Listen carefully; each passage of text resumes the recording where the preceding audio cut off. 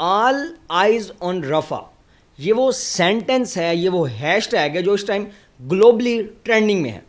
اب اس کا back ground کیا ہے میں آپ کو بتاتا ہوں. دیکھیں 7 اکتوبر کو حماس نے اسرائیل پہ کیا تھا اٹیک، دو چیزوں کو بنیاد بنا کے کہ ایک تو یہ کہ جی اسرائیل جو ہے اس کے پاس ہاسٹیجز ہیں حماس کے، ان کو چھڑوانے کے لیے حماس نے ان پہ اٹیک کیا. پلس دوسری ریزن یہ تھی، حماس یہ کہہ رہا تھا کہ جو غزہ کی پٹی ہے وہاں پہ اسرائیل غیر قانونی طور پہ تعمیرات کر رہا ہے، اپنے لوگوں کو وہاں پہ وہ رہائش دے رہا تھا کہ ان کی آبادی زیادہ ہو اور مسلمان جو ہیں وہ مائنورٹی میں چلے جائیں. یہ سمجھ کر 7 اکتوبر کو حماس نے اسرائیل پہ اٹیک کر دیا. اب جب اٹیک کیا تو ظاہری بات ہے حماس نے اسرائیل کے کچھ لوگوں کو ہاسٹیج کر لیا، مغوی بنا لیا.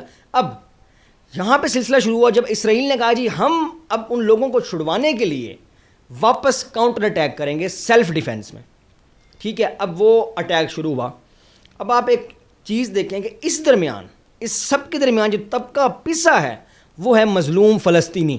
اسرائیل نے یہاں پہ ڈرامہ کیا سیلف ڈیفنس کا. مجھے یہ بتائیں کہ 7 اکتوبر 2023 کو ایک جنگ چھڑتی ہے، آج 29 مئی 2024 ہو گئی ہے، کیا ابھی تک آپ کا سیلف ڈیفنس جاری ہے؟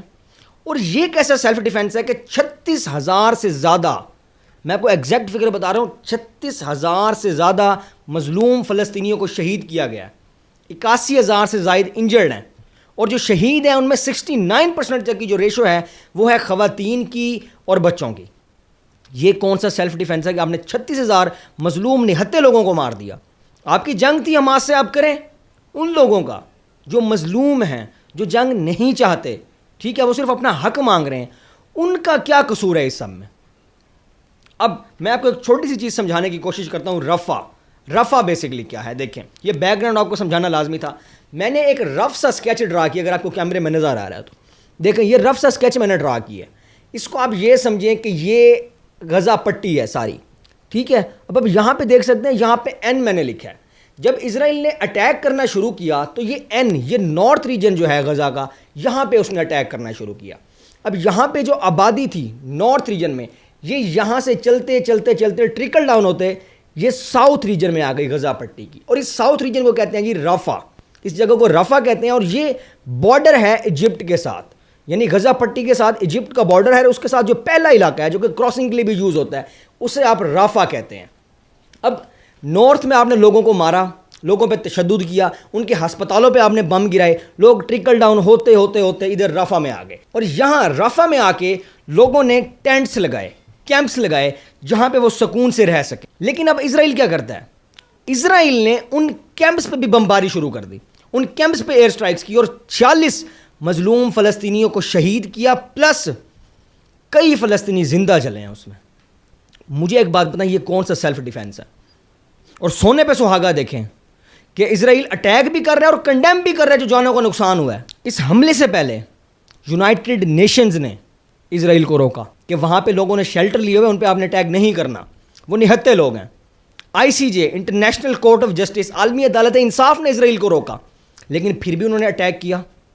ریزن؟ کیونکہ ان کی پشت پناہی امریکہ کر رہا ہے.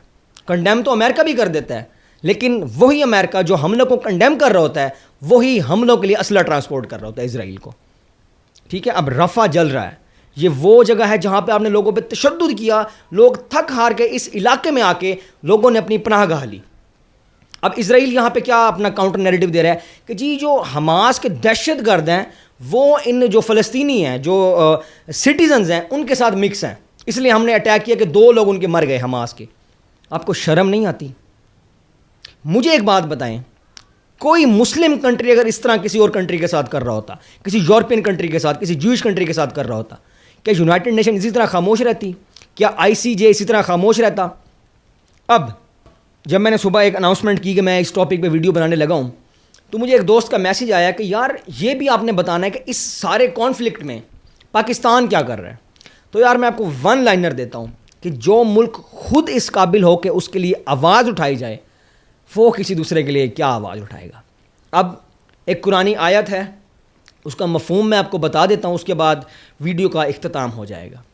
اس قرآنی آیت کا مفہوم یہ ہے کہ جو بھی لوگ ظلم کر رہے ہیں، ظلم ڈھا رہے ہیں، اللہ تعالیٰ اس سے باخبر ہے، بس اللہ تعالیٰ ٹائم کو ایکسٹینڈ کر رہا ہے, ڈیلے کر رہا ہے تب تک جب تک وہ دن نہ آ جائے کہ خوف کے مارے ان کی آنکھیں پھٹی کی پھٹی رہ جائیں.